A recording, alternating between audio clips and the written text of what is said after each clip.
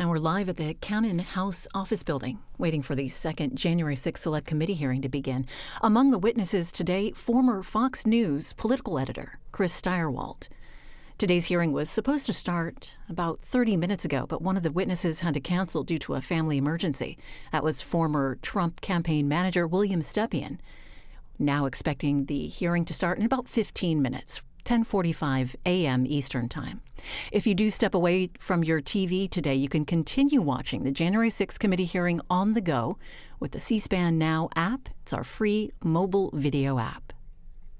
And a reminder, the January 6th committee hearings and all of our C-SPAN programming is brought to you as a public service by these television companies, including Dish Network, Comcast, and Charter.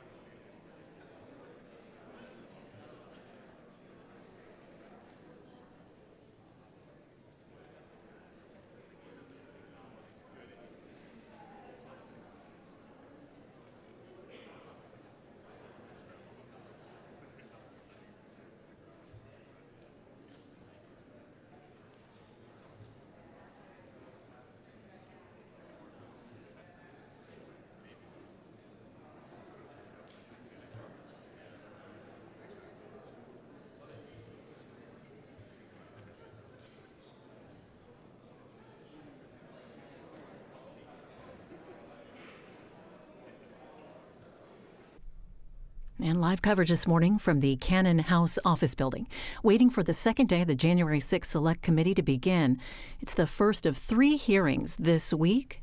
We're going to be hearing from witnesses today, tomorrow, and Thursday. We'll be showing each day's hearing again in the evening on the C-SPAN networks if you missed the live coverage during the day.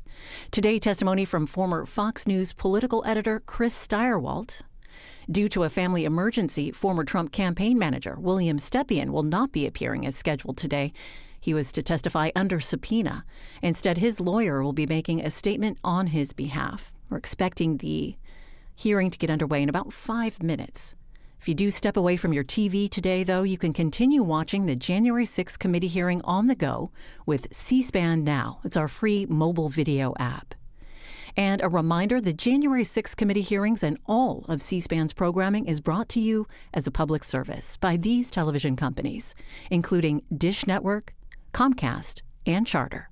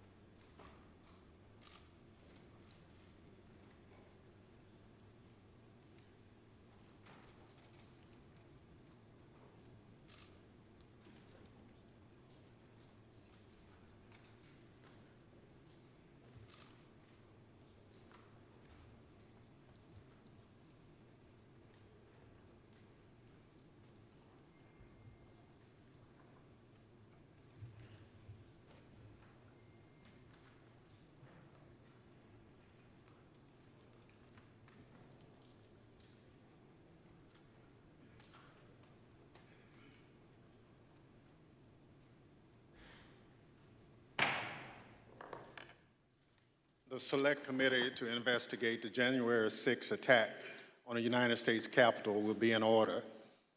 Without objection, the Chair is authorized to declare the committee in recess at any point.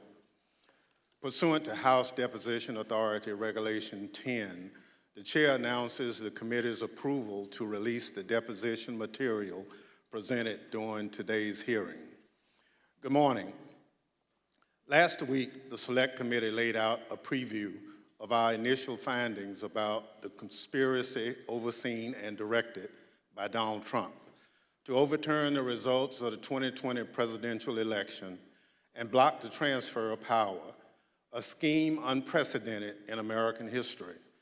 My colleagues and I don't want to spend time talking about ourselves during these hearings, but as someone who's run for office a few times, I can tell you at the end of a campaign, it all comes down to the numbers. The numbers tell you the winner and the loser. For the most part, the numbers don't lie. But if something doesn't add up with the numbers, you go to court to get resolution. And that's the end of the line. We accept those results. That's what it means to respect the rule of law. That's what it means to seek elective office in our democracy. Because those numbers aren't just numbers, they're votes. They're your votes. They are the will and the voice of the people. And the very least we should expect from any person seeking a position of public trust is the acceptance of the will of the people, win or lose. Donald Trump didn't. He didn't have the numbers, he went to court. He still didn't have the numbers, he lost. But he betrayed the trust of the American people. He ignored the will of the voters. He lied to his supporters and the country. And he tried to remain in office after the people had voted him out, and the courts upheld the will of the people. This morning, we'll tell the story of how Donald Trump lost an election and knew he lost an election, and as a result of his loss, decided to wage an attack on our democracy, an attack on the American people by trying to rob you of your voice in our democracy, and in doing so, lit the fuse that led to the horrific violence of January 6th, when a mob of his supporters stormed the Capitol sent by Donald Trump to stop the transfer of power.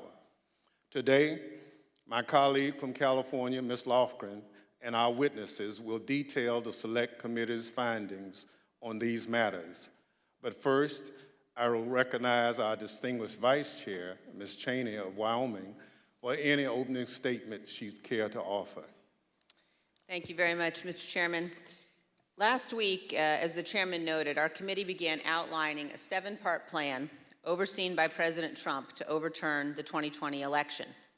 Today, we will begin looking at the initial part of that plan, President Trump's effort to convince millions of Americans that the election was stolen from him by overwhelming fraud. A federal court has already reviewed elements of the committee's evidence on this point and said this, quote, "In the months following the election, numerous credible sources from the president's inner circle to agency leadership and statisticians informed President Trump and Dr. Eastman that there was no evidence of election fraud," close quote, sufficient to overturn the 2020 presidential election.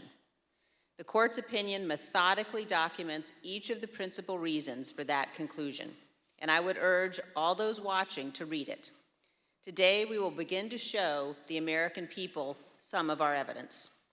Today, you will hear much more from former Attorney General Bill Barr's recorded testimony, and you will hear in greater detail what others in the department told President Trump, that his claims of election fraud were nonsense. You will also hear much more from President Trump's own campaign experts, who had also concluded that his fraud claims could not be supported. Let me focus briefly on just 3 points now. First, you will hear firsthand testimony that the president's campaign advisors urged him to await the counting of votes and not to declare victory on election night. The president understood even before the election that many more Biden voters had voted by mail because President Trump ignored the advice of his campaign experts and told his supporters only to vote in person. Donald Trump knew before the election that the counting of those mail-in ballots in several states would not begin until late in the day and would not be complete for multiple days. This was expected, reported, and widely known. You will also hear testimony that President Trump rejected the advice of his campaign experts on election night and instead followed the course recommended by an apparently inebriated Rudy Giuliani to just claim he won and insist that the vote counting stop, to falsely claim everything was fraudulent. He falsely told the American people that the election was not legitimate. In his words, quote, a major fraud. Millions of Americans believed him. Second, pay attention to what Donald Trump and his legal team said repeatedly about Dominion voting machines. Far-flung conspiracies with a deceased Venezuelan communist allegedly pulling the strings. This was, quote, complete nonsense, as Bill Barr said.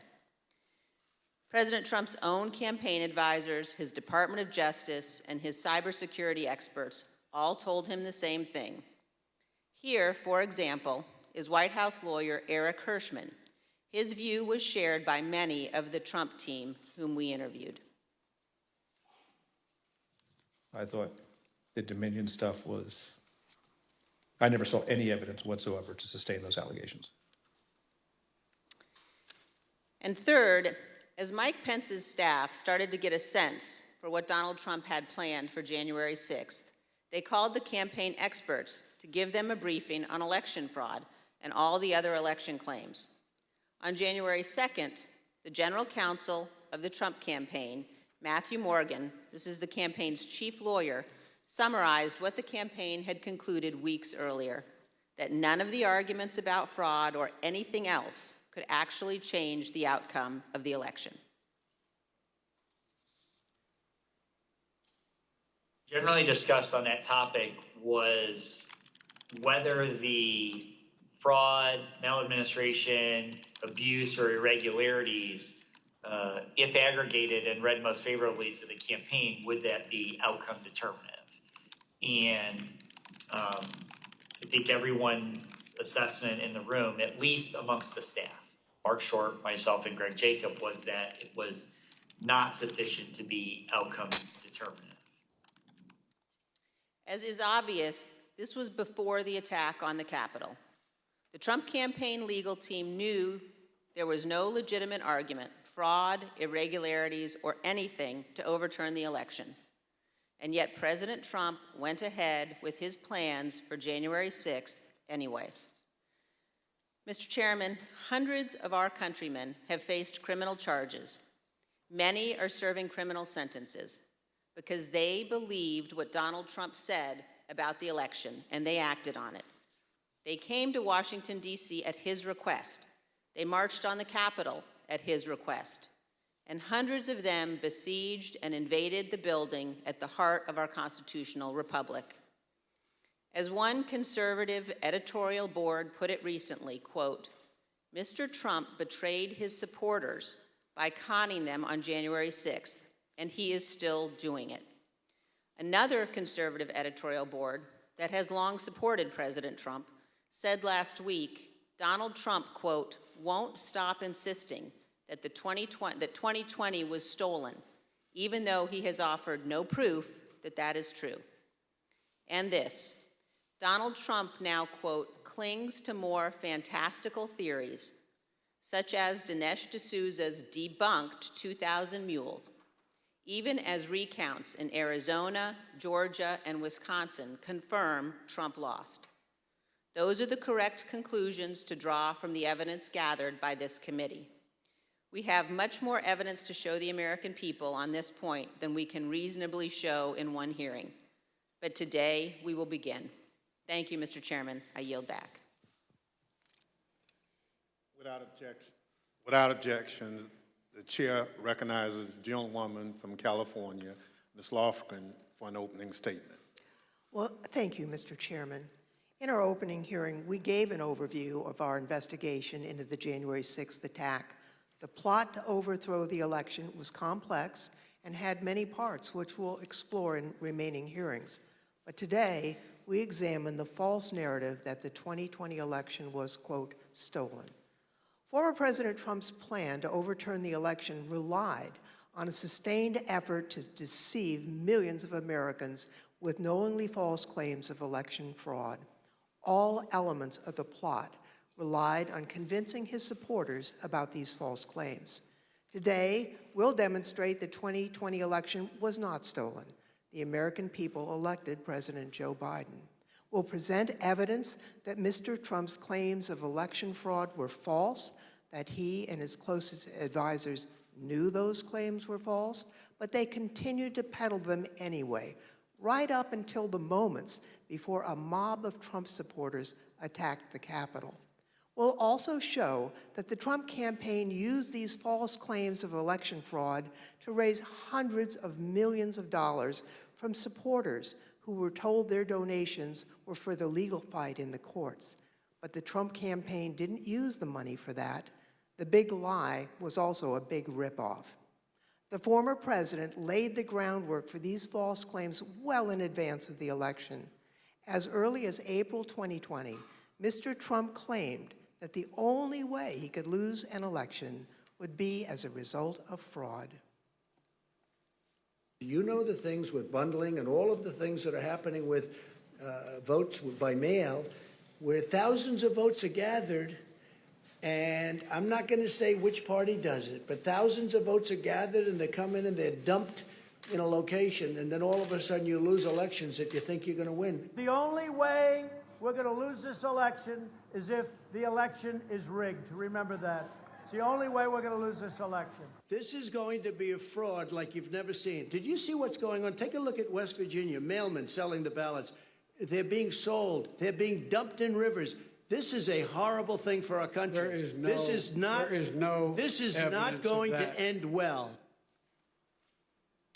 Mr. Trump decided even before the election that regardless of the facts and the truth, if he lost the election, he would claim it was rigged.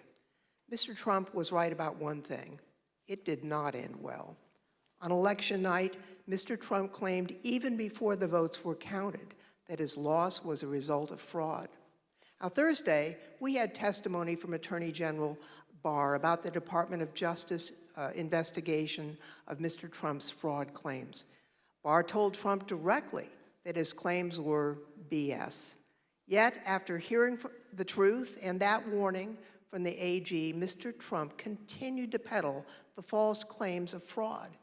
You'll hear detailed testimony from Attorney General Barr describing the various election fraud claims the Department of Justice investigated. He'll tell you how he told Mr. Trump repeatedly that there was no merit to those claims. Mr. Barr will tell us that Mr. Trump's election night claims of fraud were made without regard to the truth and before it was even possible to look for evidence of fraud. Attorney General Barr wasn't alone. You'll see and hear today other Department of Justice officials and senior advisors to Mr. Trump that they told him the claims he was making were not supported by evidence. The election fraud claims were false. Mr. Trump's closest advisors knew it. Mr. Trump knew it. That didn't stop him from pushing the false claims and urging his supporters to, quote, fight like hell, to, quote, take back their country. After he lost the election, various legal challenges were made. You'll hear testimony today from a renowned Republican election litigation lawyer who will explain the normal process by which candidates challenge an election. Rather than accept the results of the election and the decisions of the courts, Mr. Trump pursued a different strategy. He tried to convince the American people the election had been stolen. Many of his supporters believed him, and many still believe him today. The attack on January 6th was a direct and predictable result of Mr. Trump's decision to use false claims of election fraud to overturn the election and to cling to power. Mr. Chairman, I yield back. Thank you very much. I now welcome our first witness. We're joined today by former Fox News politics editor Chris Stirewalt. Bill Stepien, President Trump's former campaign manager, was subpoenaed to be here and was in Washington this morning, prepared to testify. Kevin Marino, Mr. Stepien's attorney, is here with us today. Thank you, Mr. Marino, for coming. And he has advised us that Mr. Stepien's wife went into labor this morning. Mr. Stepien unexpectedly had to travel to be with his wife, and we wish him the best. Due to the depth and rigor of our investigation, we have several hours of Mr. Stepien's testimony from when we interviewed him in February, and we will be presenting that testimony today.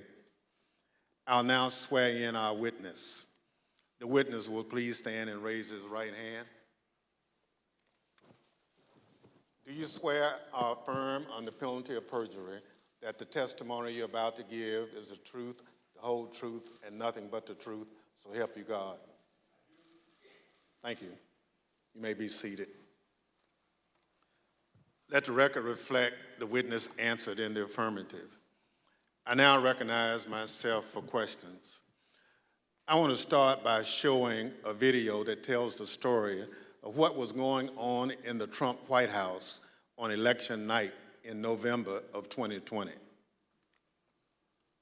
you remember where you were on the night of the election, November the 3rd? I was at the White House. Do you know where specifically over the course of that night you spent your time within the White House? There was an event that was organized in the residence, so I moved between the residence, a room sort of off the residence where some family members were. I take it the president was upstairs in the residence. He was upstairs. We were kind of on the first floor, so not upstairs. We were with, mostly with Ivanka and her brothers and a couple other people who'd be coming in and out. Can you just describe the atmosphere? What were people expecting that night when you got to the White House? I think that there was, typically for people who show up there on election night, it's going to be a self-select, more positive environment. I think people were a little bit nervous, not knowing what was going to happen with the red wave or the red mirage as the debate was being carried out. The Fox News Decision Desk is calling Arizona for Joe Biden. That is a big get for the Biden campaign. Arizona's called. Do you remember that? I do. What do you remember happening where you were when Arizona was called? There was surprise at the call. Who was surprised? Most everyone in the room. Were you being one of them? Yes. Did that shift the atmosphere or the attitude in the White House? Completely. How so? Can you describe that? Because Fox News was the first one to go out and say that. So was it anger kind of directed towards Fox News for making a call more so than like disappointment that maybe the campaign lost Arizona? All the above. So both anger and disappointment. Both disappointment with Fox and concerned that maybe our data or our numbers weren't accurate. Were you in the White House residence during the sort of past midnight into the early morning hours of November 4th? Yes, oh sure. It went over beyond midnight, yes. Do you remember Rudy Giuliani being at the White House on election night and into the early hours the next morning? I do. What do you remember about when he came? He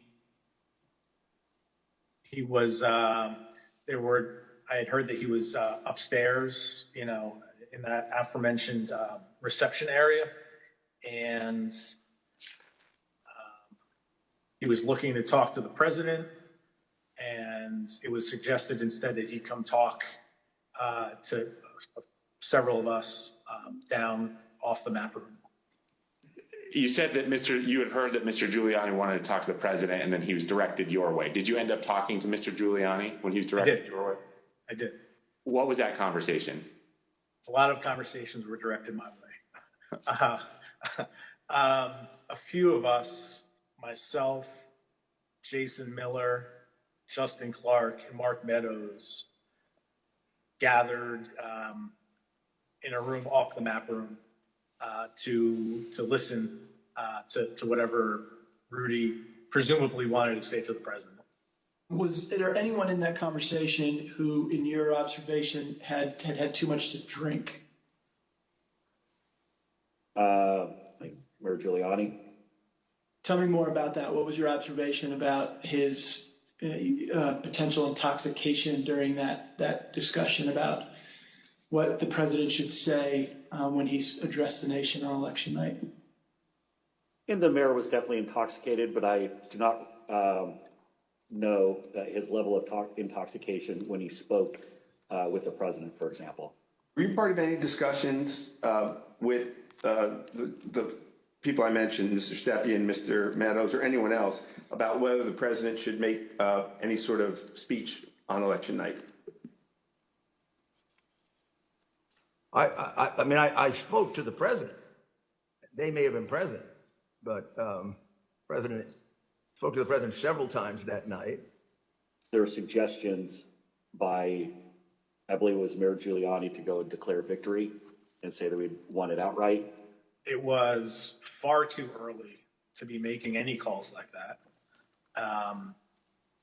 Ballots were still being counted. Ballots were still going to be counted for days.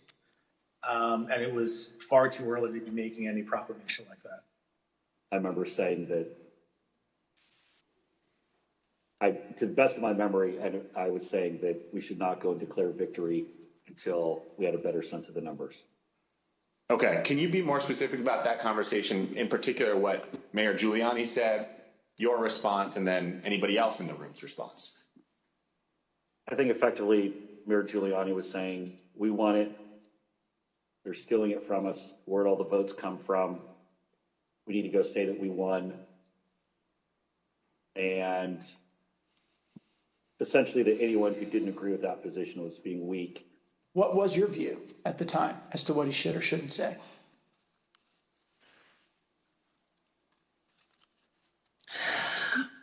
I don't know that I had a firm view as to what he should say in that circumstance. The results were still being counted. It was becoming clear that the race would not be called on election night. My belief, my recommendation was to say that votes were still being counted. It's too early to tell, too early to call the race, but we proud of the race we ran, and we think we're in good position, and we'll have more to say about this the next day or the next day whenever we had something to say. And did anybody who was a part of that conversation disagree with your message? Yes. Who was that? The president disagreed with that. I don't recall the particular words. He thought I was wrong. He told me so, and that they were gonna go he was gonna go in a different direction. This is a fraud on the American public. This is an embarrassment to our country. We were getting ready to win this election. Frankly, we did win this election. We did win this election.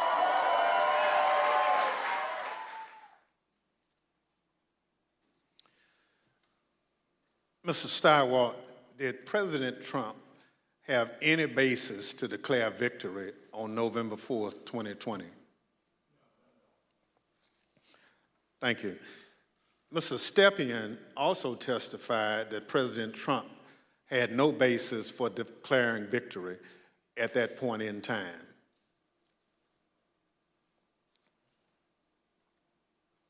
My belief, my recommendation was to say that votes were still being counted. It's too early to tell, too early to call the race, but we proud of the race we ran, and we think we're in good position, and we'll have more to say about this the next day or the next day whenever we had something to say. Thank you. Mr. Stirewalt, after the votes were counted, who won the presidential election of 2020? Joseph Robinette Biden Jr. of the great state of Delaware. Thank you. That's the bottom line. We've had an election. Mr. Trump lost, but he refused to accept the results of the democratic process. Pursuant to Section 5C8 of House Resolution 503, I now recognize the gentlewoman from California, Ms. Lofgren, for questions. Well, thank you, Mr. Chairman. Mr. Stirewalt, I'd like you to explain a term that was thrown around a lot during the election, and that's the so-called red mirage. What does that mean? So in the 40 or 50 years, let's say, that Americans have increasingly chosen to vote by mail or early or absentee, Democrats prefer that method of voting more than Republicans do. So basically, in every election, Republicans win Election Day and Democrats win the early vote. And then you wait and start counting, and it depends on which ones you count first, but usually it's Election Day votes that get counted first. And you see the Republicans shoot ahead, and then the process of bailing and binding and unbinding all those mail-in votes. And some states like Pennsylvania refuse to count the votes first, so you have to wait for all of that to come in. So in every election, certainly a national election, you expect to see the Republican with a lead, but it's not really a lead. When you put together a jigsaw puzzle, it doesn't matter which piece you put in first. It ends up with the same image. So for us, who cares? But that's because no candidate had ever tried to avail themselves of this quirk in the election counting system. We had gone to pains, and I'm proud of the pains we went to make sure that we were informing viewers that this was going to happen, because the Trump campaign and the president had made it clear that they were going to try to exploit this anomaly. And we knew it was going to be bigger because the percentage of early votes was higher, right? We went from about 45% of the votes being early and absentee to, because of the pandemic, that increased by about 50%. So we knew it would be longer, we knew it would be more. So we wanted to keep telling viewers, hey, look, the number that you see here is sort of irrelevant because it's only a small percentage of these votes. So this red mirage, that's really what you expected to happen on election night. Happens every time. Thank you, Mr. Stirewalt. Now, I'd like to play a clip of Attorney General Bill Barr, who also explains what was expected to happen on election night. Right out of the box on election night, the president claimed that there was major fraud underway. I mean, this happened, as far as I could tell, before there was actually any potential of looking at evidence. And it seemed to be based on the dynamic that at the end of the evening, a lot of Democratic votes came in, which changed the vote counts in certain states. And that seemed to be the basis for this broad claim that there was major fraud. And I didn't think much of that because people had been talking for weeks, and everyone understood for weeks that that was going to be what happened on election night. Mr. Stepien obviously could not be with us today, and it's proper for him to be with his wife as they welcome their child. But he also had discussions with the president about the red mirage, that is, that it would be a long night and that early votes would favor him, but that lots more votes would be counted over the course of the night and the days after. So let's play clip 1 from our interview with Mr. Stepien. I recounted back to that conversation with him, in which I said, just like I said in 2016 was going to be a long night I told him in 2020 that, it was going to be a process again, as, the early returns are going to be, positive, and we're going to, be watching the returns of ballots as, they rolled in thereafter. So is it fair to say you're trying to present what you thought would be a realistic picture of what might happen over the course of that night, being election night? That night and the days that followed. Yeah, I always told the president the truth, and I think he expected that from me, and I told him it was going to be a process. It was going to be, we're going to have to wait and see how this turned out. So I just like I did in 2016, I did the same thing in 2020. So let's watch a short clip of President Trump speaking after he received that information from his campaign advisors. We want all voting to stop. We don't want them to find any ballots at 4 o'clock in the morning and add them to the list. So when former President Trump said that, it contradicted what his advisors had warned would happen. We all know that mail-in ballots played an important role in the 2020 election. However, President Trump continuously discouraged mail-in voting. Mr. Stepien was so concerned about the president's position on mail-in voting that in the summer of 2020, he met with President Trump along with House Minority Leader Kevin McCarthy. Let's play clip 4.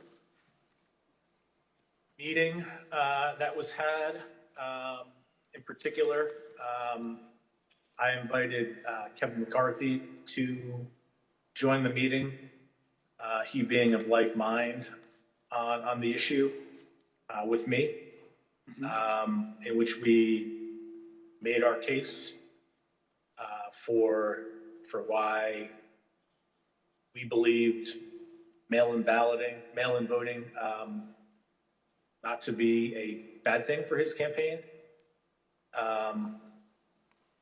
But the president's mind was made up, and he understands,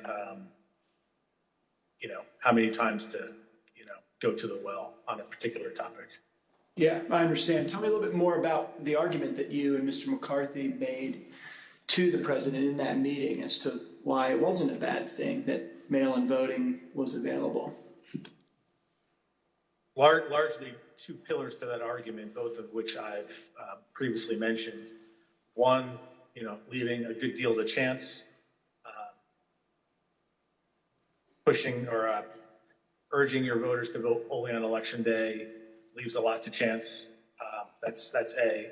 And B, also previously mentioned, the fact that the Trump campaign, the Republican National Committee, the Republican Party had an advantage of grassroots workers and volunteers on the ground that would allow, an advantage to enhance return rates of ballots that were mailed. Those were the two pillars of the argument. I see. And what, if anything, do you recall Representative McCarthy saying during that meeting? We were echoing the same argument. I mean, his words echoed mine, and vice versa on those two topics. Mr. Stirewalt, you were at the decision desk at Fox News on election night, and you called Arizona early for President Biden, which was controversial. How did you make that call, and where did you think the race stood in the early hours of the next day? Well, it was really controversial to our competitors who we beat so badly by making the correct call first. Our decision desk was the best in the business, and I was very proud to be a part of it.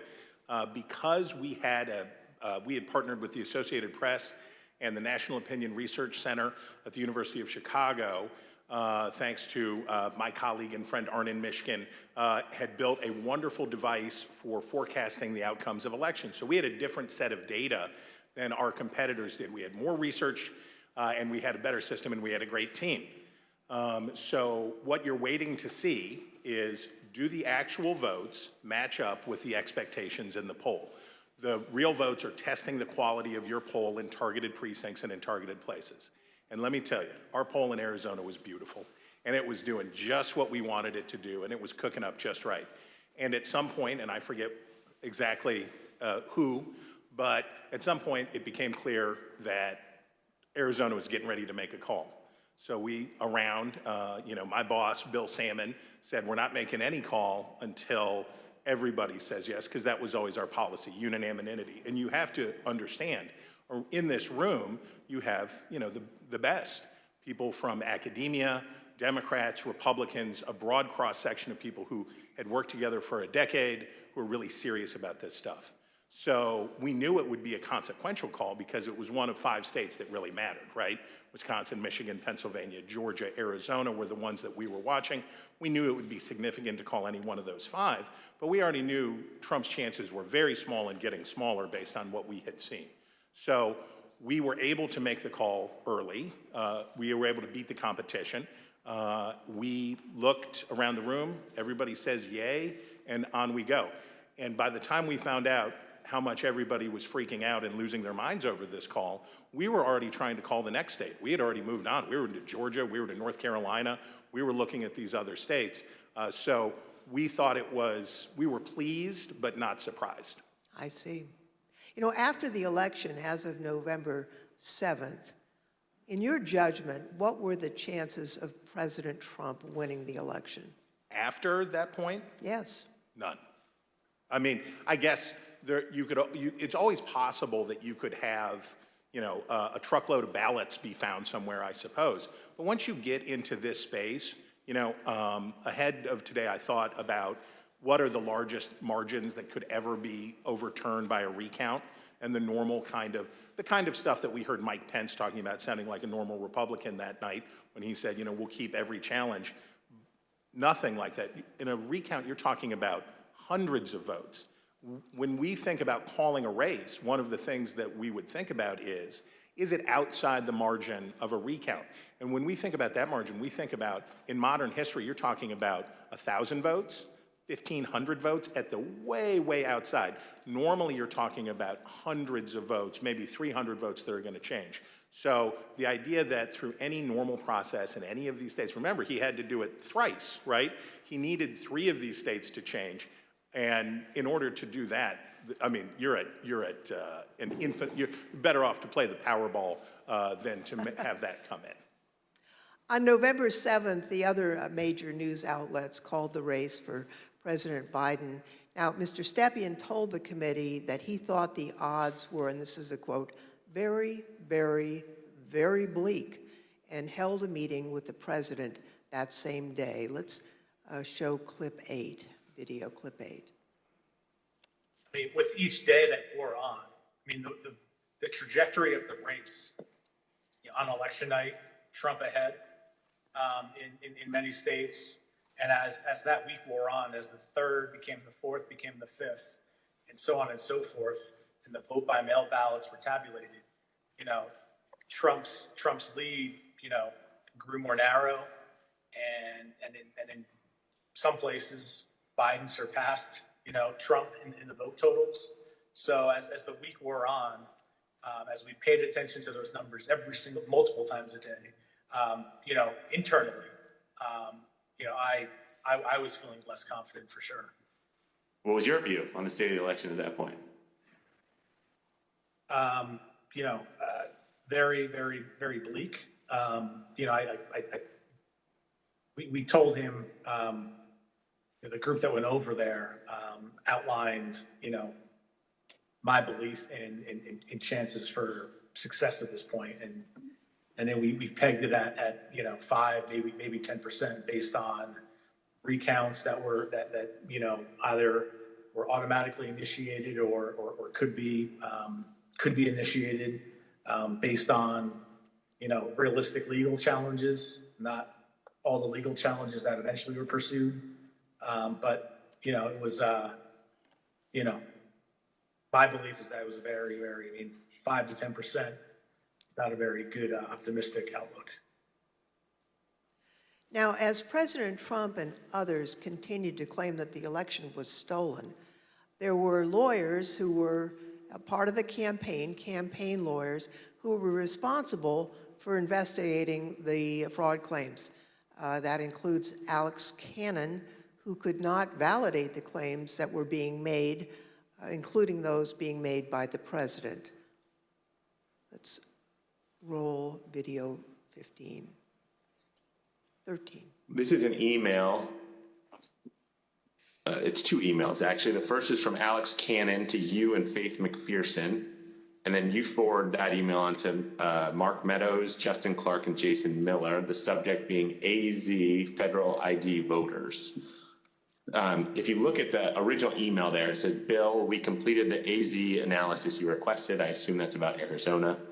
And because of the substantial uncertainty surrounding the databases, this is a highly unreliable way to identify ineligible voters. Can you explain the task that you gave to Ms. Cannon for this Arizona analysis? Sure. Previously, I described some of my frustration with some of the claims that people would throw at President Trump regarding, need to look at this, this happened in this state or that happened in that state. And it would be, those would flow to us to look into. I talked about that before, I think. Yep. This is an example of that. I recall in Arizona, someone had thrown out, I believe this to be the claim, that there were thousands of illegal citizens, people not eligible to vote, having cast their ballots in Arizona. Someone had thrown out that claim to President Trump. And with, the margins being as close as they were, as I previously described, that could potentially matter. So this wild claim is thrown out, which, on its face didn't seem, realistic or possible to me.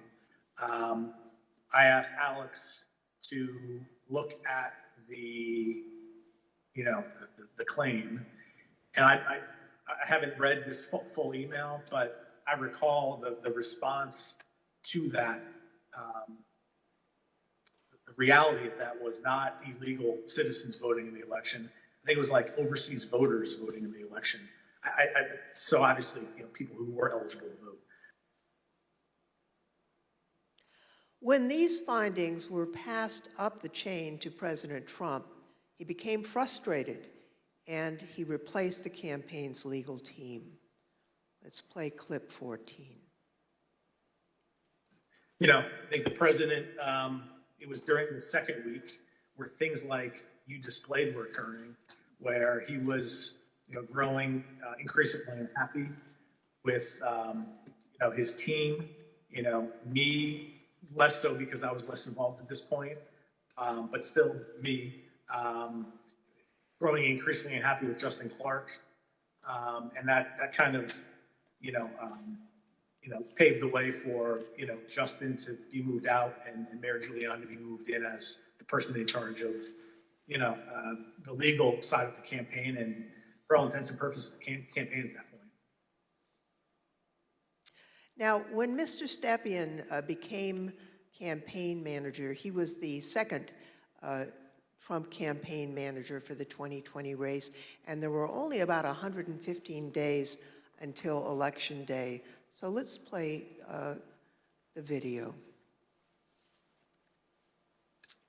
I inherited a campaign that was, the day I was hired was, I believe, President Trump's low point in the 2020 daily average polling against President Biden. It was a campaign at a low point in the polls.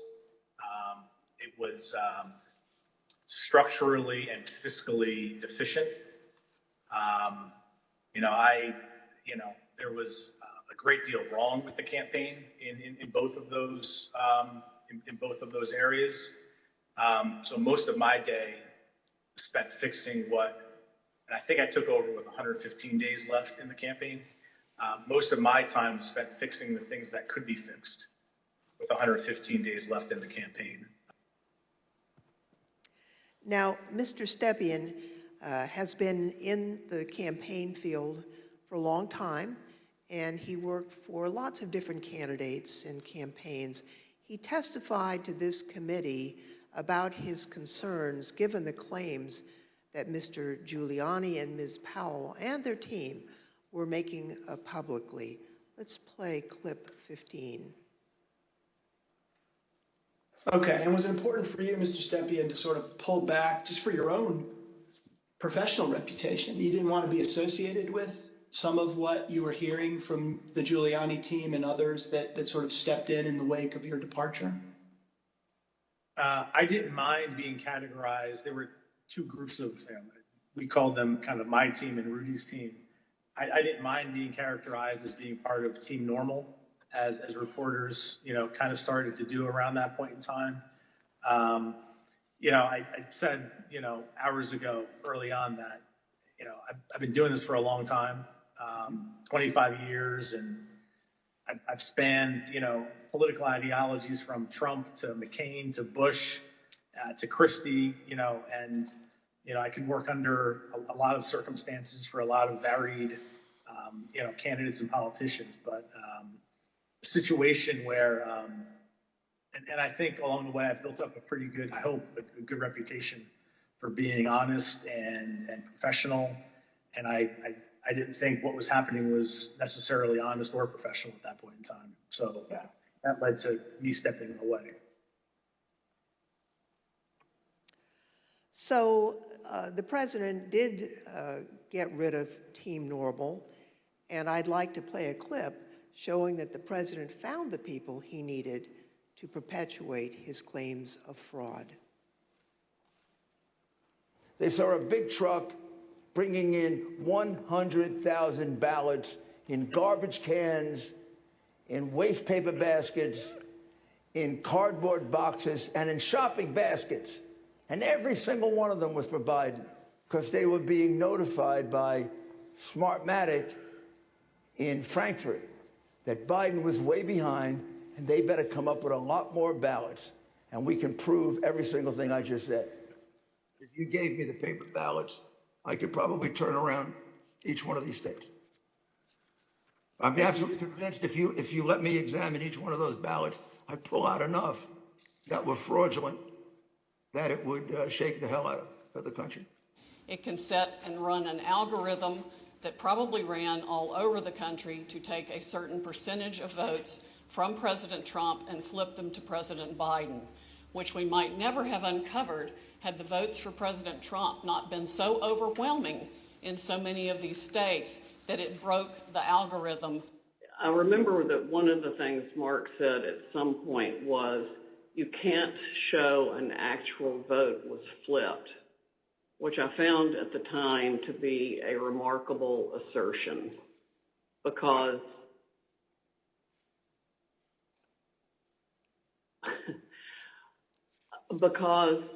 you don't have to have the gun to see the body lying on the floor bleeding out with 5 bullet holes in it was killed by a gun.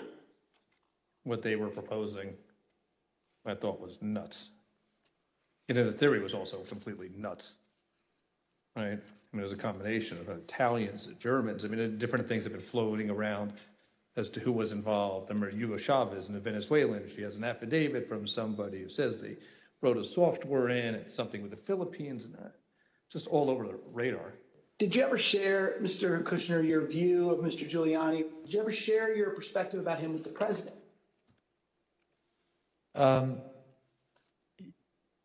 I guess,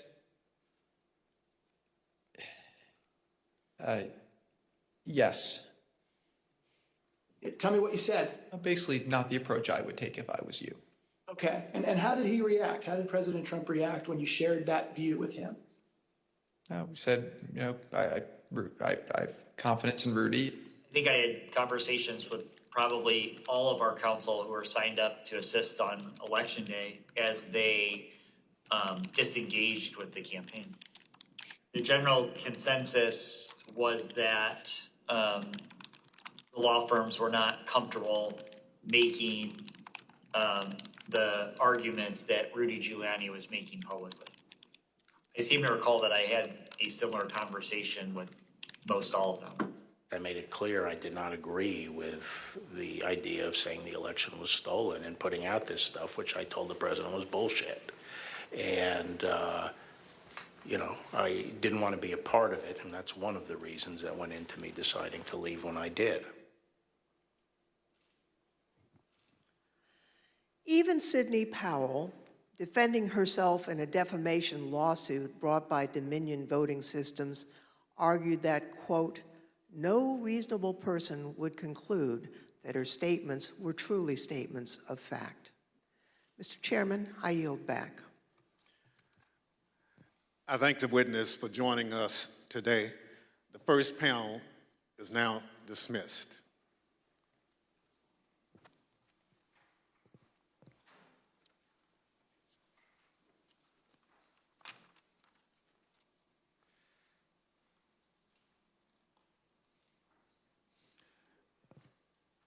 Without objection, the chair recognizes the gentlewoman from California, Ms. Lofgren. Thank you, Mr. Chairman. Last week, we presented the testimony of former Attorney General Bill Barr, who testified before this committee. Today, we present additional evidence, including his testimony that former President Trump started making claims of election fraud immediately after the election, and that Barr concluded the claims were untrue. Now, due to the length of Attorney General Barr's testimony, we're only going to include relevant portions at the hearing today. So let's play the video. The department, in fact, when we received specific and credible allegations of fraud, made an effort to look into these to satisfy ourselves that they were without merit. And I was in the posture of trying to figure out, there was an avalanche of all these allegations of fraud that built up over a number of days, and it was like playing whack-a-mole because something would come out one day and then the next day it would be another issue. Also, I was influenced by the fact that all the early claims that I understood were completely bogus and silly and usually based on complete misinformation. And so I didn't consider the quality of claims right out of the box to give me any, feeling that there was really substance here. For the first time since the election, the Attorney General spoke personally with the President on November 23rd, and this was at the White House. Let's play the video, please. So on November 23rd, I hadn't spoken to the president since the election, and in fact, as I said, since the middle of October, roughly. And it was a little getting awkward because obviously he had lost the election and I hadn't said anything to him. And so Cipollone said, I think it's time you come over here. And so I came over to meet with the president in the Oval Office, and Meadows and Cipollone were there. And the president, and this is leading up to this conversation with Kushner, the president said there had been major fraud and that as soon as the facts were out, the results of the election would be reversed. And he went on this for quite a while, as he's prone to do. And then he got to something that I was expecting, which is to say that apparently the Department of Justice doesn't think that it has a role of looking into these fraud claims. So I said, that has to be the campaign that raises that with the state. The department doesn't take sides in elections, and the department is not an extension of your legal team. And our role is to investigate fraud, and we'll look at something if it's specific, credible, and could have affected the outcome of the election. And we're doing that, and it's just not. They're just not meritorious. They're not panning out. And as I walked out of the Oval Office, Jared was there with Dan Scavino, who ran the president's social media, and who I thought was a reasonable guy and believe is a reasonable guy. And I said, how long is he going to carry on with this stolen election stuff? Where's this going to go? And by that time, Meadows had caught up with me and leaving the office and caught up with me and said that he said, look, I think that he's becoming more realistic and knows that there's a limit to how far he can take this. And then Jared said, yeah, we're working on this. We're working on it. Even after his attorney general told him his claims of election fraud were false, President Trump continued to promote these claims. I felt that things continued to deteriorate between the 23rd and the weekend of the 29th. And then on November 29th, he appeared on Maria Bartiromo's show, Sunday Futures, I believe it was, and he said that the department was missing in action. Well, no, we had glitches where they moved thousands of votes from my account to Biden's account, and these are glitches. So they're not glitches, they're theft, they're fraud, absolute fraud. This election was over, and then they did dumps. They call them dumps, big, massive dumps. In Michigan and Pennsylvania and all over. How the FBI and Department of Justice, I don't know, maybe they're involved, but how people are allowed to get away from this stuff with this stuff is unbelievable. Now, spurred by what he saw, Barr told the Associated Press on December 1st that there was no evidence of election fraud, and immediately after Attorney General Barr's statement went public, Mr. Trump berated and he nearly fired Barr, but Barr persisted in telling the president that there was no evidence to support the fraud claims. This got under my skin, but I also felt it was time for me to say something. So I set up a lunch with the AP reporter, Mike Balsamo, and I told him at lunch, I made this statement, that to date we have not seen fraud on a scale that could have affected a different outcome in the election.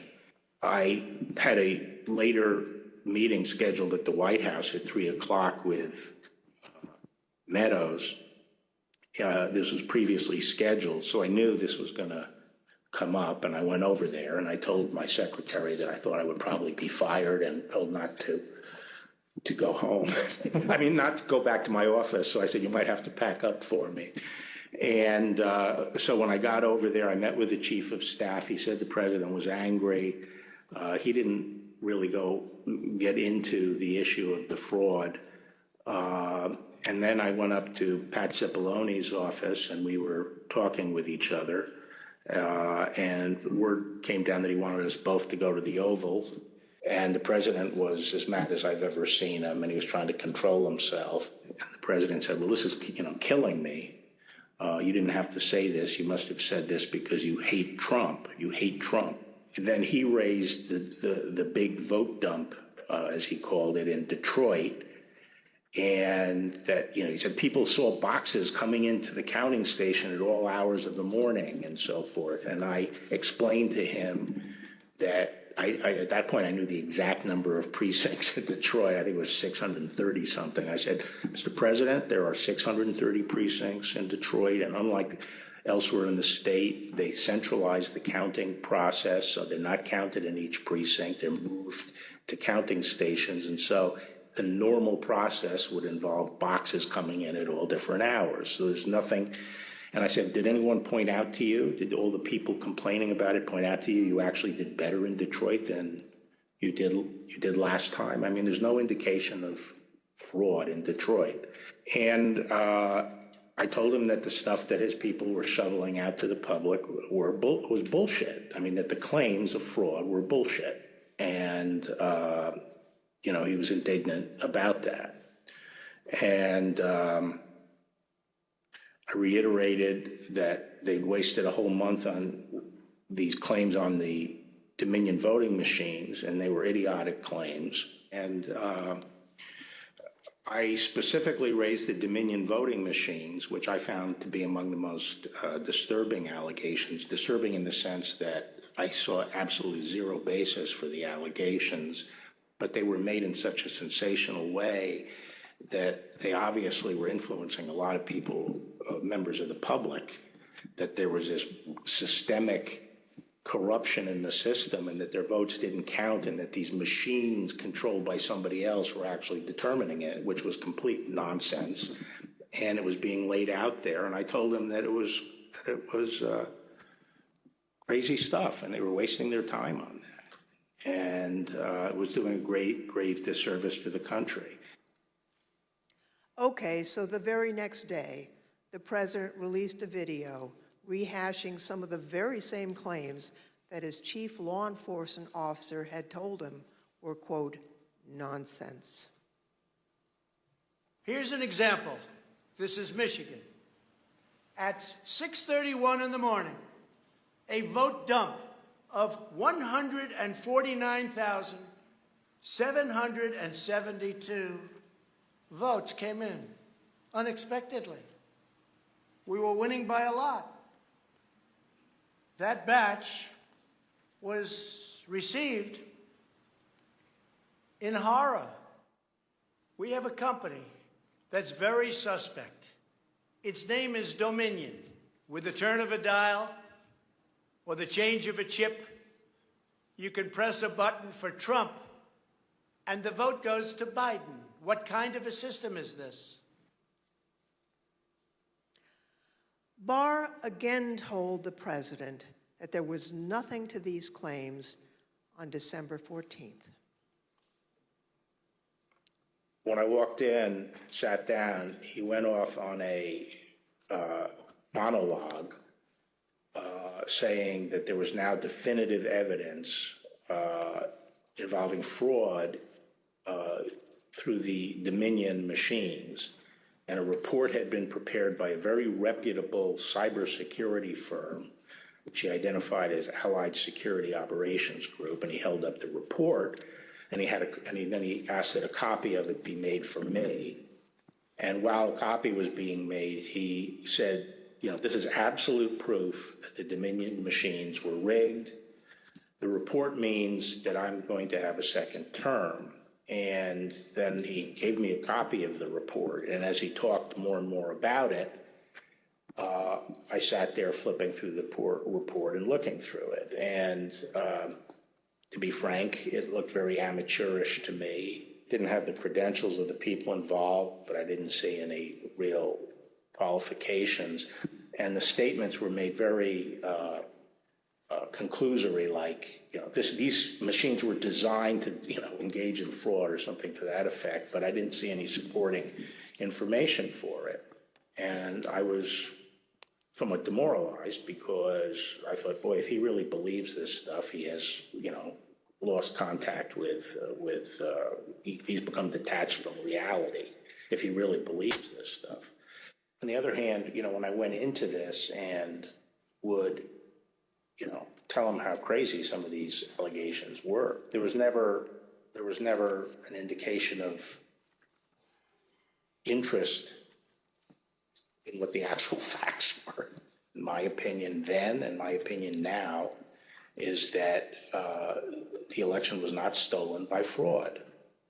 And I haven't seen anything since the election that changes my mind on that, including the 2000 Mules movie.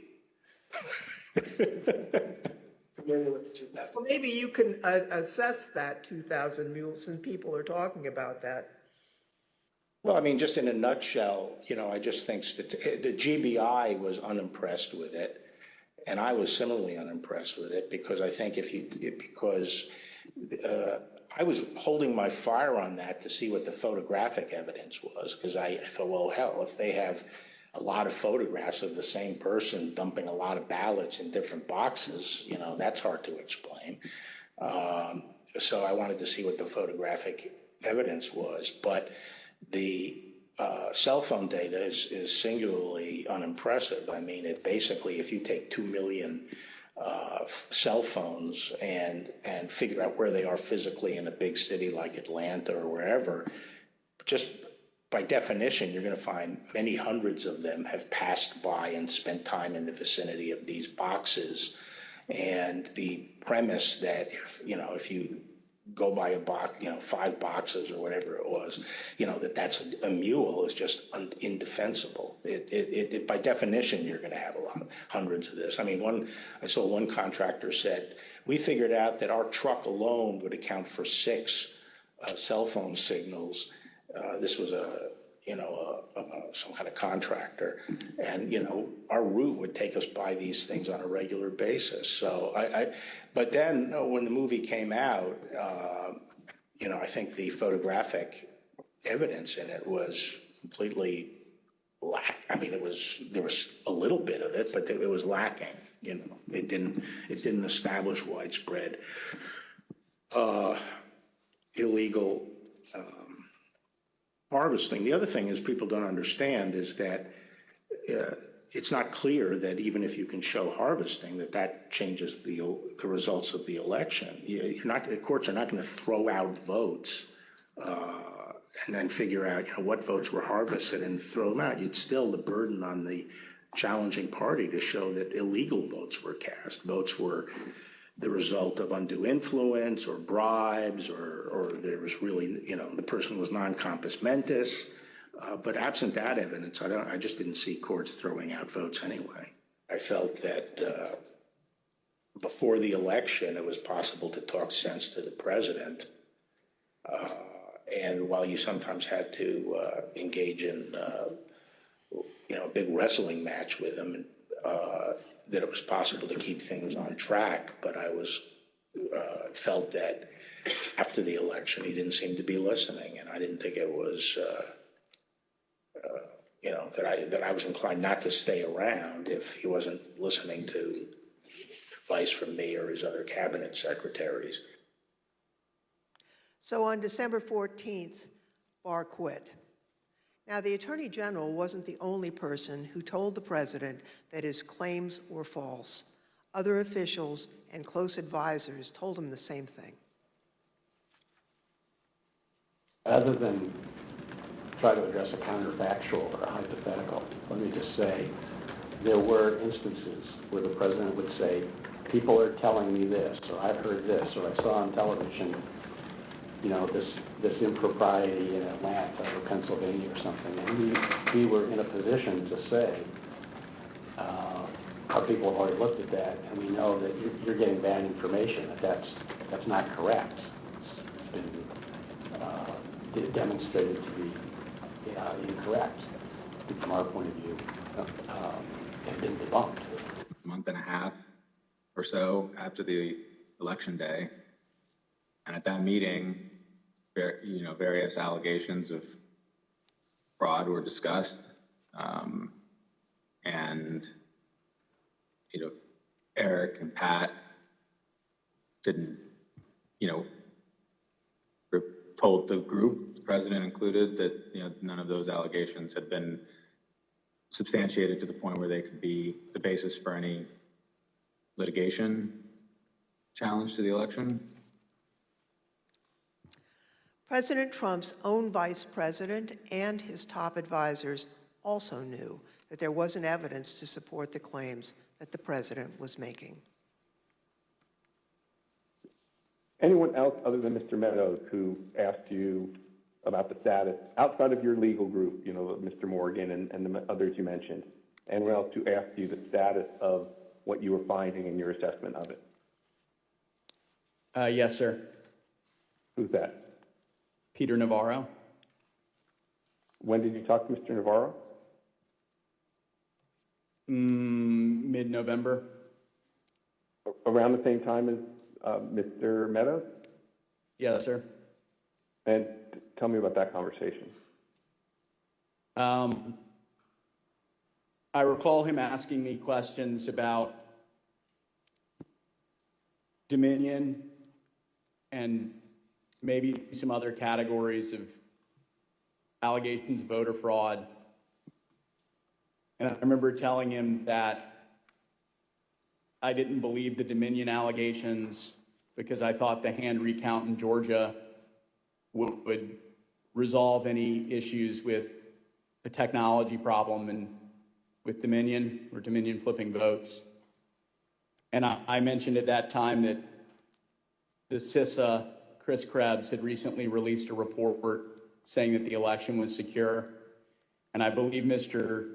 Navarro accused me of being an agent of the deep state working with Chris Krebs against the president.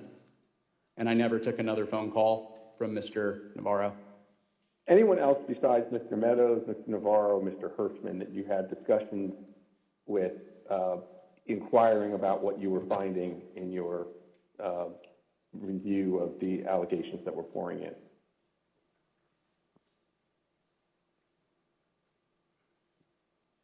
I believe I had about a 15-second conversation with the vice president about it as well. When was that? During one of the visits to the White House. I don't know which one. I think it was the first one in November. I had met him briefly at the campaign, and he remembered me and saw me. And he asked what I was doing on the campaign, and I told him that, we were looking into some of the issues related to voter fraud. And he asked me, I don't remember his exact words, but he asked me if we were finding anything. And I said that I didn't believe we were finding it, or I was not personally finding anything sufficient to alter the results of the election. And he thanked me. That was our interaction. At a later hearing, you'll hear live testimony from the former acting Deputy Attorney General of the Department of Justice, Rich Donoghue. But now I'd like to play a portion of his testimony. I tried to, again, put this in perspective and to try to put it in very clear terms to the president. And I said something to the effect of, sir, we've done dozens of investigations, hundreds of interviews. The major allegations are not supported by the evidence developed. We've looked at Georgia, Pennsylvania, Michigan, Nevada. We're doing our job. Much of the info you're getting is false. And then I went into, for instance, this thing from Michigan, this report about 68% error rate. Reality is it was only 0.0063% error rate, less than 1 in 15,000. So the president accepted that. He said, okay, fine, but what about the others? And again, this gets back to the point that there were so many of these allegations that when you gave him a very direct answer on one of them, he wouldn't fight us on it, but he would move to another allegation. So then I talked about a little bit about the Pennsylvania truck driver. This is another allegation that had come up. And this claim was by a truck driver who believed, perhaps honestly, that he had transported an entire tractor-trailer truck full of ballots from New York to Pennsylvania. And this was, again, out there in the public and discussed. And I essentially said, look, we looked at that allegation. We looked at both ends, both the people who load the truck and the people who unload the truck. And that allegation was not supported by the evidence. Again, he said, okay. And then he said, no, I didn't mention that one. What about the others? And I said, okay, well, with regard to Georgia, we looked at the tape, we interviewed the witnesses. There is no suitcase. The president kept fixating on this suitcase that supposedly had fraudulent ballots and that the suitcase was rolled out from under the table. And I said, no, sir, there is no suitcase. You can watch that video over and over. There is no suitcase. There is a wheeled bin where they carry the ballots, and that's just how they move ballots around that facility. There's nothing suspicious about that at all. I told them that there was no multiple scanning of the ballots.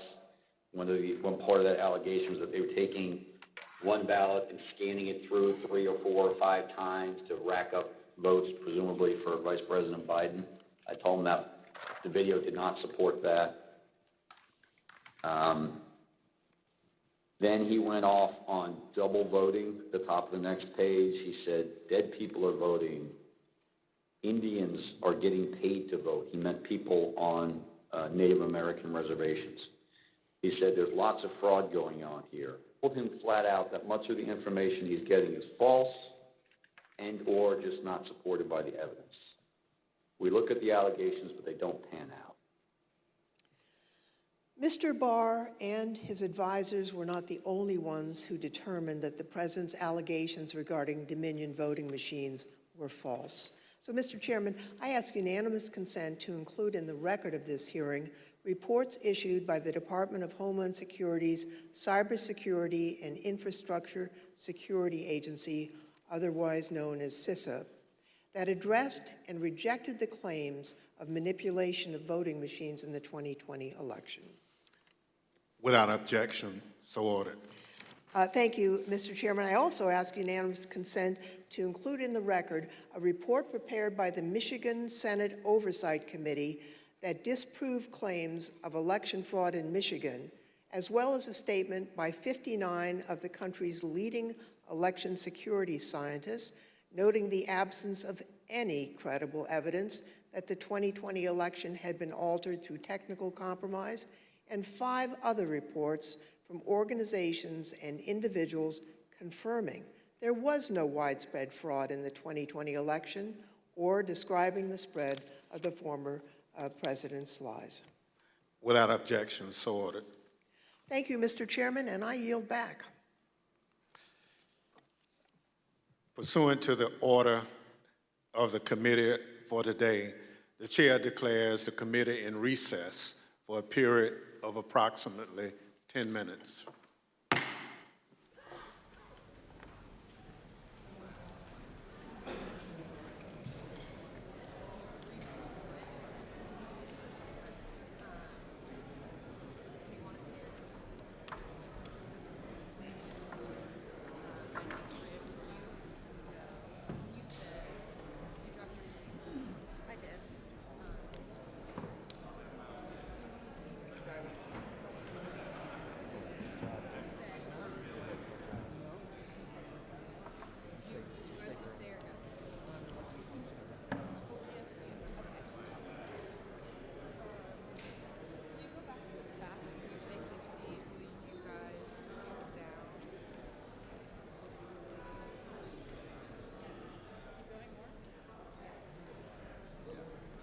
I'm going to stay. I'm just going to go to use the restroom.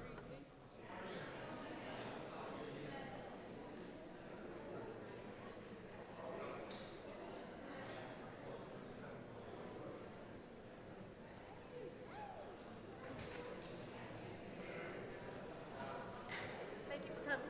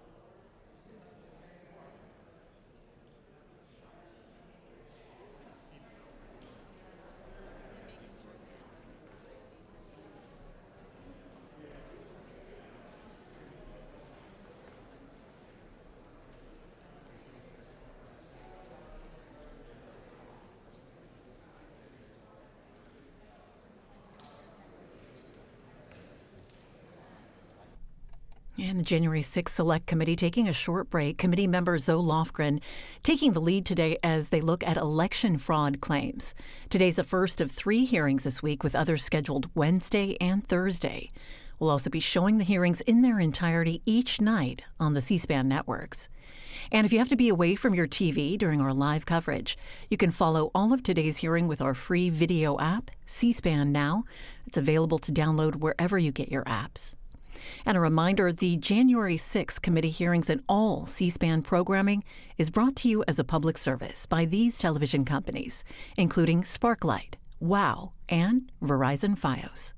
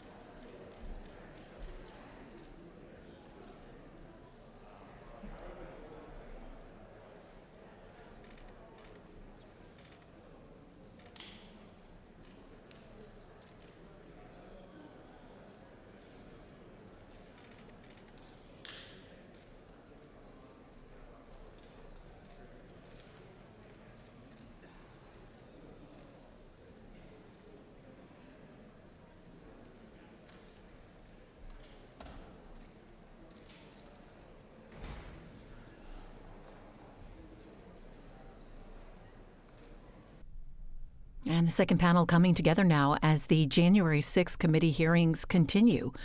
We'll also show you the hearings in their entirety each night. Tonight, that'll be at 9 p.m. Eastern on C-SPAN.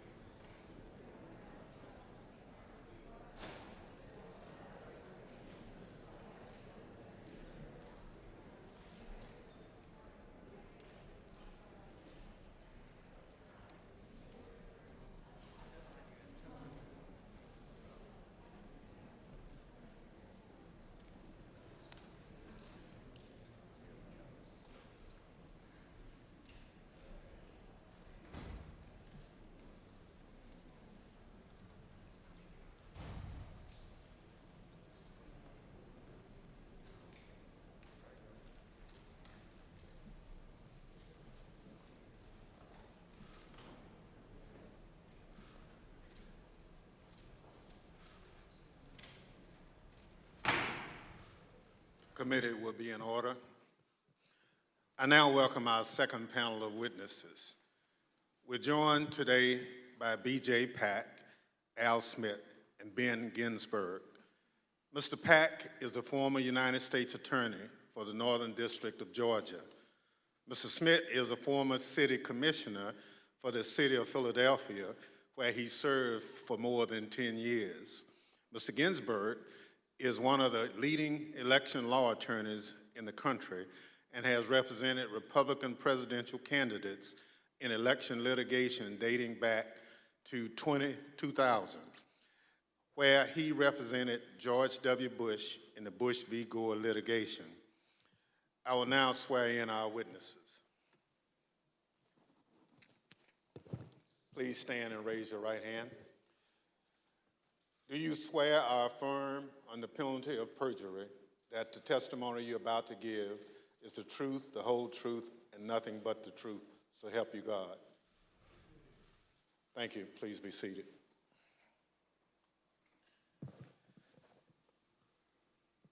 Let the record reflect the witnesses answered in the affirmative. Pursuant to Section 5C8 of House Resolution 503, I now recognize the gentlewoman from California, Ms. Lofgren, for questions. Thank you, Mr. Chairman. Before the break, I think you all heard Mr. Barr and Mr. Donahue talk about the false claims that Mr. Trump and his supporters made about suitcases of fake ballots in Georgia. We have a witness here today who thoroughly investigated that issue. Mr. Pack, I want to thank you for appearing before us today. You were appointed by President Trump to serve as a U.S. Attorney for the Northern District of Georgia, and you served from 2017 until January of 2021. You were the lead federal prosecutor there and worked for the Department of Justice under then Attorney General Bill Barr. Now, were you ever asked by Attorney General Barr to investigate claims of voter fraud in the 2020 election? And if so, what were those claims? Thank you, Congressman Lofgren. Thank you for the question. Approximately December 4th, I believe, of 2020, Attorney General Barr and I had a conversation about an unrelated case to the case at issue. At the end of the conversation, Mr. Barr had asked me if I had seen a certain videotape that was being reported in the news where Mr. Giuliani, in a Senate subcommittee hearing that was held the day before, May 3rd, showed a videotape of a purportedly a security tape at the State Farm Arena in Atlanta, which is also in Fulton County, in the city of Atlanta. Yes. At the time, Mr. Barr asked me that he had made a public statement that he had not seen any widespread election fraud that would question the outcome of the election. And because of the videotape and the serious allegation that Mr. Giuliani was making with respect to the suitcase full of ballots purported in the video, he asked me to find out what I could about it, because he had envisioned that in some days after our call that he was going to go to the White House for a meeting, and then that issue might come up. He asked me to make it a priority to get to the bottom of, to try to substantiate the allegation made by Mr. Giuliani. Thank you. I understand the Georgia Secretary of State's office investigated those State Farm Arena allegations and didn't find any evidence of fraud. What did you find when your office conducted its own investigation?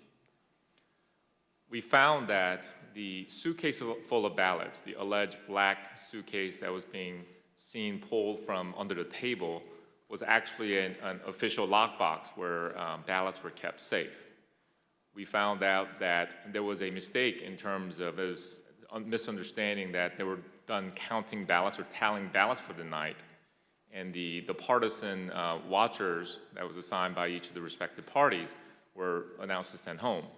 But once they realized the mistake, someone from the Secretary of State's office had indicated that, no, we're not done for the night. You need to go ahead and continue counting. So once they packed up the lockbox full of ballots, they brought back the official ballot box again and continued to tally the ballots from the lockbox. Unfortunately, during the Senate hearing, Mr. Giuliani only played a clip that showed them pulling out the official ballot box from under the table and referring to that as a smoking gun of fraud in Fulton County. But in actuality, in review of the entire video, it showed that that was actually an official ballot box that was kept underneath the tables. And then we saw them pack up because of the announcement that they thought they were done for the night. And then once the announcement was made that you should continue counting, they brought the ballot box out and they continued to count. The FBI interviewed the individuals that are depicted in the videos that purportedly were double, triple counting of the ballots, and determined that nothing irregular happened in the counting, and the allegations made by Mr. Giuliani were false. Thank you very much. I'd like to play again a testimony from Mr. Donahue, who appeared before the committee before today. Mr. Donahue, we talked at some length about whether or not the White House or the president was informed about the Antrim report. On the results of the investigations, the interviews that had gone on Fulton County, how would those results have been communicated to the White House, to the president? I don't know how they were initially communicated. I do know that they came up in subsequent conversations with the president, and Dag Rose and I essentially told him we looked into that, and it's just not true. Okay, so he was informed. I told the president myself that several times in several conversations, that these allegations about ballots being smuggled in a suitcase and run through the machine several times, it was not true. That we looked at the video, we interviewed the witnesses, it was not true. Mr. Pack, after you left the U.S. Attorney's Office on January 4th, 2021, did the next U.S. Attorney there, I think Mr. Trump's personal pick, Bobby Christine, did he investigate any remaining claims of fraud? And if so, did he find any evidence that supported the president's claims of voter fraud? It is my understanding that Mr. Christine continued any investigations that were pending at the time of my departure, but he was unable to find any evidence of fraud that affected the outcome of the election. So after investigating the president's and Mr. Giuliani's claims about voter fraud in Georgia, is it your view today that there was no evidence of widespread fraud sufficient to undermine confidence in the outcome of the election in Georgia? That is correct. Thank you, Mr. Pack. And I want to thank you also for the service that you've given to our country. We appreciate that. Next, I'd like to turn to President Trump's false allegations about election integrity in Philadelphia. The Attorney General discussed these allegations at some length. You know, the idea, the president has repeatedly suggested that there was some kind of outpouring of unexpected votes in inner city areas like Philadelphia. As recently as January 13th, when he walked off the NPR set, he was asked by the interviewer, what's your evidence of fraud? And he said more people voted in Philadelphia than there were voters. And that was absolute rubbish. The turnout in Philadelphia was in line with the state's turnout. And in fact, it was not as impressive as many suburban counties. And there was nothing strange about the Philadelphia turnout. It wasn't like there was all these unexpected votes that came out in Philadelphia. So, I think once you actually look at the votes, and then there's an obvious explanation. For example, in Pennsylvania, Trump ran weaker than the Republican ticket generally. He ran weaker than two of the state candidates. He ran weaker than the congressional delegation running for federal Congress, and he ran weaker than the Republican, I think. I haven't looked at this recently, but he generally was a weak element on the Republican ticket. So that does not suggest that the election was stolen by fraud. How about Pennsylvania and Bill McSwain? We were talking to the U.S. Attorney in Philadelphia about an alleged discrepancy between the number of absentee ballots issued and the number of ballots cast. Right. So that was one of the big ones for a period of time. I think that was raised at Gettysburg by Giuliani or something like that. But it kept on being repeated, and I found it annoying because it didn't seem that it was right. So I called McSwain, and he got back to me. He said, no, the problem is that Mastriano threw out this number, and what he did was he mixed apples and oranges. He took the number of applications for the Republican primary, and he compared it to the number of absentee votes cast in the general election. But once you actually go and look and compare apples to apples, there's no discrepancy at all. And, that's one of the, I think at some point I covered that with the president. We have another witness here today who has detailed knowledge about the election process in Philadelphia. Mr. Schmidt, at the time of the 2020 presidential election, you were serving as the only Republican member of Philadelphia's three-member city commission, which is responsible for overseeing elections throughout the city. Is that correct? That's correct, Congressperson. So President Trump made numerous claims regarding fraudulent voting practices in Philadelphia, including the claim that dead people were voting. In fact, Mr. Giuliani told Pennsylvania state legislators that 8,000 dead people voted in Pennsylvania. You investigated those claims of voter fraud. Can you tell us what you found? Not only was there not evidence of 8,000 dead voters voting in Pennsylvania, there wasn't evidence of 8. We took seriously every case that was referred to us, no matter how fantastical, no matter how absurd, and took every one of those seriously, including these. As it turns out, even Mr. Trump's campaign lawyers knew that the dead voter claims weren't valid. I guess the crooks in Philadelphia are disappointed in this. They only submitted 8,021 ballots from dead people, mail-in ballots for dead people. It's probably easier for dead people to submit mail-in ballots than it is to vote in person. Rudy was, at this stage of his life, in the same ability to manage things at this level or not. And obviously, I think Bernie Kerik publicly said it. They never proved the allegations that they were making, and they were trying to develop. Mr. Schmidt, on November 11th, 2020, President Trump tweeted about you, saying, and here's a quote, "A guy named Al Schmidt, a Philadelphia commissioner and so-called Republican, or Rhino, is being used big time by the fake news media to explain how honest things were with respect to the election in Philadelphia. He refuses to look at a mountain of corruption, dishonesty. We win." As a result of that tweet and the CNN interview you gave where you stated the dead voter claims in Pennsylvania were false, you and your staff were subjected to disturbing threats. Can you tell us about that? The threats prior to that tweet, and on some level it feels almost silly to talk about a tweet, but we can really see the impact that they have, because prior to that, the threats were pretty general in nature.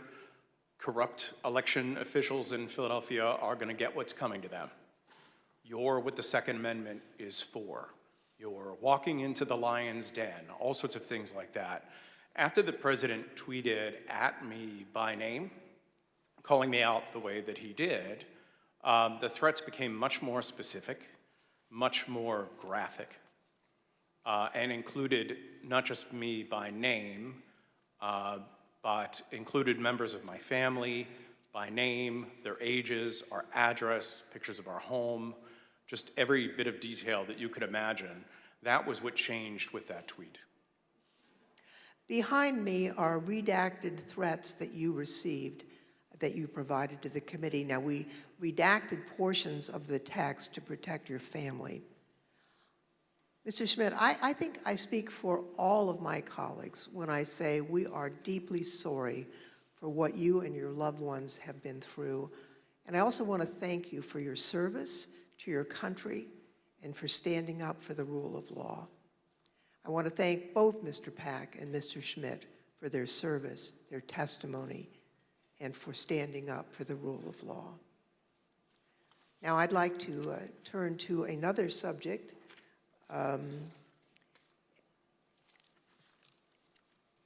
The courts in our country provide a legitimate venue for campaigns to challenge what they view as irregular election practices. Now, courts have the final say on how the law applies to those challenges. We have a renowned legal expert here to address the Trump campaign's activities in court. Mr. Ginsburg, you've spent your entire career representing Republicans in election-related litigation. You served as the National Counsel on Republican presidential campaigns in 2000, in 2004, and in 2012. You played a key role in the 2000 Florida recount that led to the Supreme Court's decision in Bush v. Gore. You served as the co-chair of the Presidential Commission on election administration, I think it's fair to say you're the most prominent Republican lawyer who's litigated in the election field. Now, you've analyzed the Trump campaign's litigation pretty carefully. What's the normal process for post-election litigation? How is the Trump campaign's different from the kinds of post-election litigation you've been involved in and know about? In the normal course of things, any campaign on the night of the election and the days after will do a couple of different things. One is that they'll analyze precinct results to look for abnormalities in the results, and they'll send people to those precincts to ask more questions.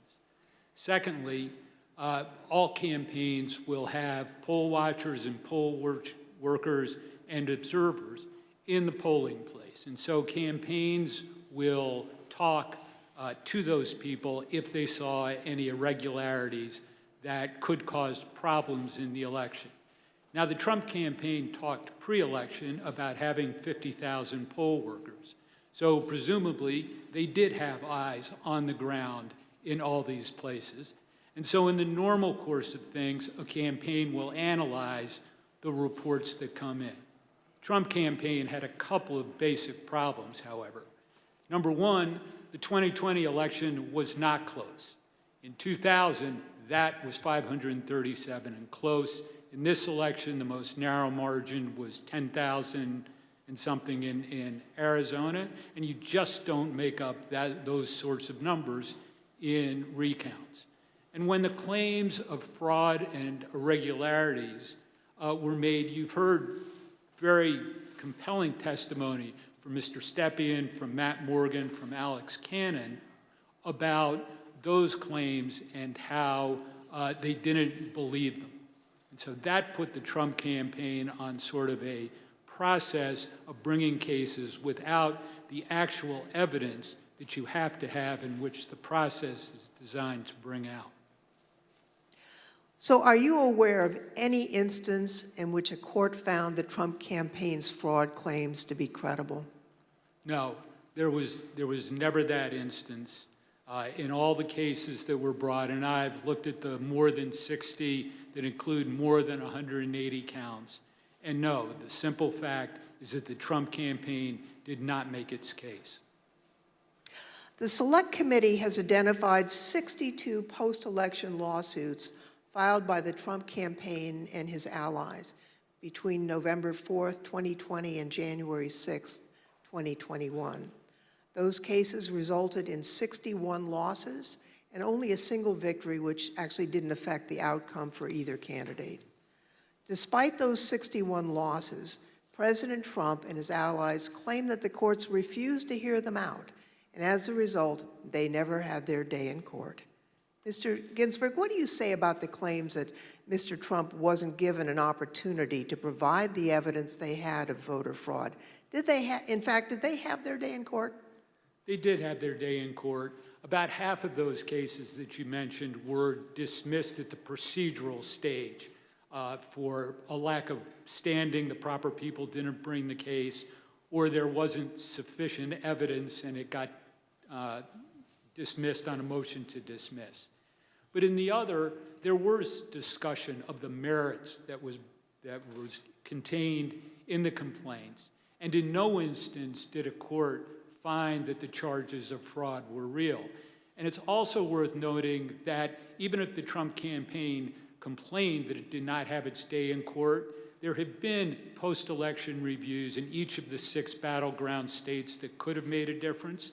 And those ranged from the somewhat farcical Cyber Ninjas case in Arizona to the Michigan Senate report that was mentioned earlier, the hand recount in Georgia that Mr. Pack addressed.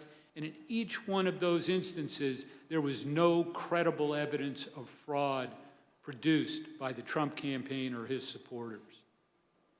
Thank you.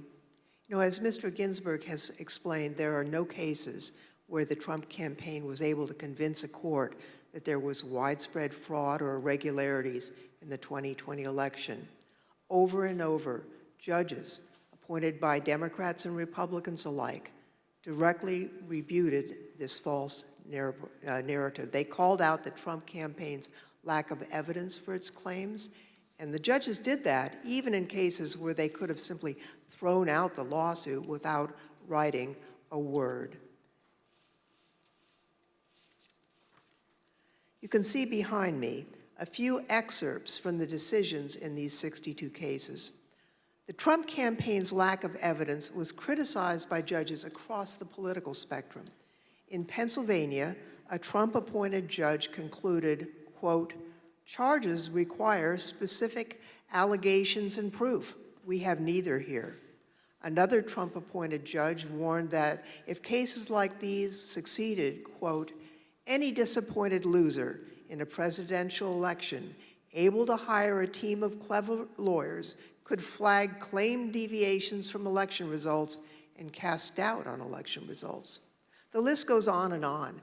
Allegations are called, quote, "an amalgamation of theories, conjecture, and speculation." In another, strained legal arguments without merit, unsupported by evidence, derived from wholly unreliable sources, a fundamental and obvious misreading of the Constitution. The rejection of President Trump's litigation efforts was overwhelming. 22 federal judges appointed by Republican presidents, including 10 appointed by President Trump himself, and at least 24 elected or appointed Republican state judges dismissed the president's claims. At least 11 lawyers have been referred for disciplinary proceedings due to bad faith and baseless efforts to undermine the outcome of the 2020 presidential election. Rudy Giuliani had his license to practice law suspended in New York, and just this week, a newly filed complaint will potentially make his suspension from practicing law in D.C. permanent. And as we've just heard from perhaps the most preeminent Republican election lawyer in recent history, the Trump campaign's unprecedented effort to overturn its election loss in court was a deeply damaging abuse of the judicial process. As stated by U.S. District Court Judge David Carter, this was, quote, "a coup in search of a legal theory."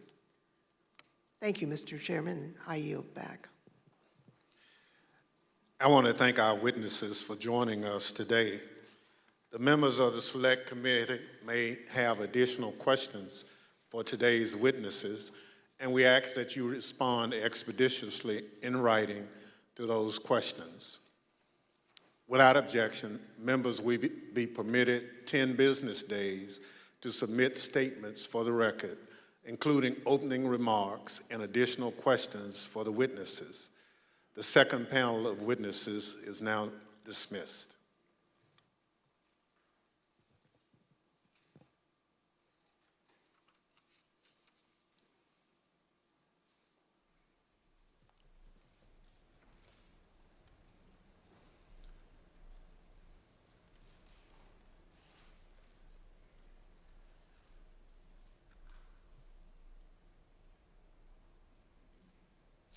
Without objection, the chair recognizes the gentlewoman from California, Ms. Lofgren, for a closing statement. Thank you, Mr. Chairman. Now that we understand the litigation efforts by President Trump and his allies, I'd like to present additional actions taken by the Trump campaign during this time. President Trump continued to push the stolen election narrative, even though he and his allies knew that their litigation efforts making the same claim had failed. Now, it's worth pointing out that litigation generally does not continue past the safe harbor date of December 14th. But the fact that this litigation went on, well, that decision makes more sense when you consider the Trump campaign's fundraising tactics. Because if the litigation had stopped on December 14th, there would have been no fight to defend the election and no clear path to continue to raise millions of dollars. Mr. Chairman, at this time, I'd ask for unanimous consent to include in the record a video presentation describing how President Trump used the lies he told to raise millions of dollars from the American people. These fundraising schemes were also part of the effort to disseminate the false claims of election fraud. Without objection, so My name is Amanda Wick, and I'm Senior Investigative Counsel with the House Select Committee to investigate the January 6th attack on the United States Capitol. Between Election Day and January 6th, the Trump campaign sent millions of fundraising emails to Trump supporters, sometimes as many as 25 a day. The emails claimed the, quote, left-wing mob was undermining the election, implored supporters to, quote, step up to protect the integrity of the election, and encouraged them to, quote, fight back. But as the Select Committee has demonstrated, the Trump campaign knew these claims of voter fraud were false, yet they continued to barrage small-dollar donors with emails, encouraging them to donate to something called the Official Election Defense Fund. The Select Committee discovered no such fund existed. I don't believe there is actually a fund called the Election Defense Fund. Is it fair to say that the Election Defense Fund was another, I think we called it a marketing tactic? Yes. And tell us about these funds as marketing tactics. Just the topic matter, where money could potentially go to be, how money could potentially be used. The claims that the election was stolen were so successful, President Trump and his allies raised $250 million, nearly $100 million in the first week after the election. On November 9th, 2020, President Trump created a separate entity called the Save America PAC. Most of the money raised went to this newly created PAC, not to election-related litigation. The Select Committee discovered that the Save America PAC made millions of dollars of contributions to pro-Trump organizations, including $1 million to Trump Chief of Staff Mark Meadows' charitable foundation, $1 million to the America First Policy Institute, a conservative organization which employs several former Trump administration officials, $204,857 to the Trump Hotel Collection, and over $5 million to Event Strategies, Inc., the company that ran President Trump's January 6th rally on the Ellipse. All of us here today do not want to see our election victory stolen by emboldened radical left Democrats, which is what they're doing. The evidence developed by the Select Committee highlights how the Trump campaign aggressively pushed false election claims to fundraise, telling supporters it would be used to fight voter fraud that did not exist. The emails continued through January 6th, even as President Trump spoke on the Ellipse. 30 minutes after the last fundraising email was sent, the Capitol was breached.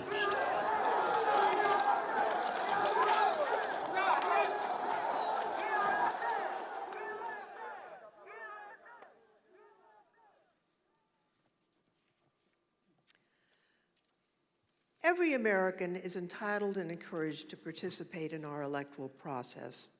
Political fundraising is part of that.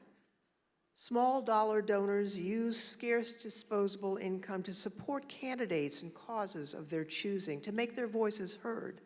And those donors deserve the truth about what those funds will be used for. Throughout the committee's investigation, we found evidence that the Trump campaign and its surrogates misled donors as to where their funds would go and what they would be used for. So not only was there the big lie, there was the big ripoff. Donors deserve to know where their funds are really going. They deserve better than what President Trump and his team did. Mr. Chairman, I yield back. Without objection, the chair recognizes the gentlewoman from Wyoming, Ms. Cheney, for a closing statement. Thank you very much, Mr. Chairman. Mr. Chairman, I would like to thank all of our witnesses today. And I'd also like to, in particular, wish Mr. Stepien and his family all the best on the arrival of a new baby. Today's hearing, Mr. Chairman, was very narrowly focused. And in the coming days, you will see the committee move on to President Trump's broader planning for January 6th, including his plan to corrupt the Department of Justice and his detailed planning with lawyer John Eastman to pressure the Vice President, state legislatures, state officials, and others to overturn the election. Let me leave you today with one clip to preview what you will see in one of our hearings to come. This is the testimony of White House lawyer Eric Hirschman. John Eastman called Mr. Hirschman the day after January 6th And here is how that conversation went. I said to him, "Are you out of your effing mind?" Right? I said, I only want to hear two words coming out of your mouth from now on. Orderly transition.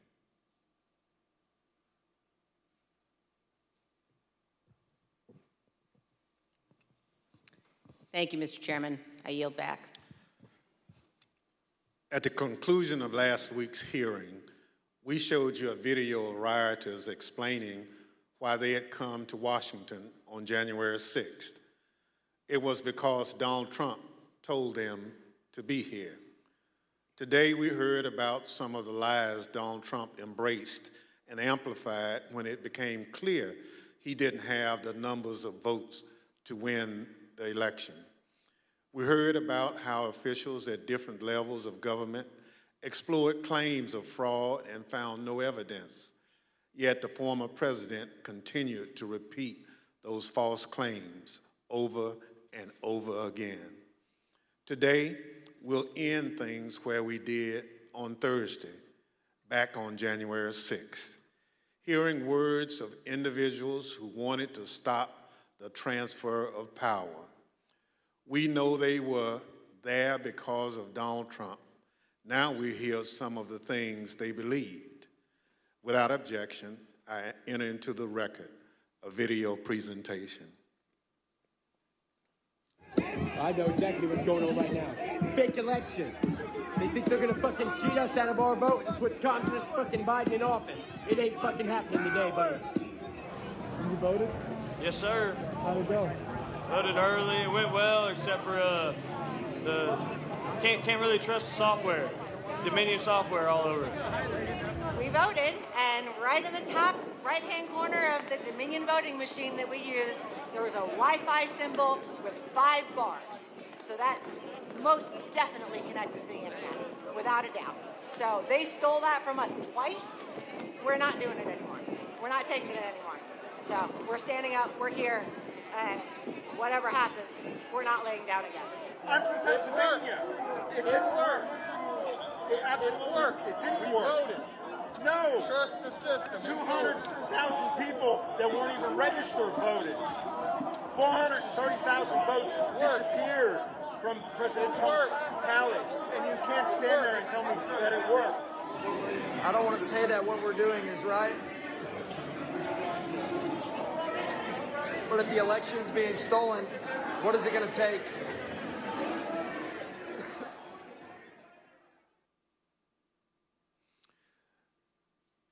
The chair requests those in the hearing room remain seated until the Capitol Police have escorted members from the room.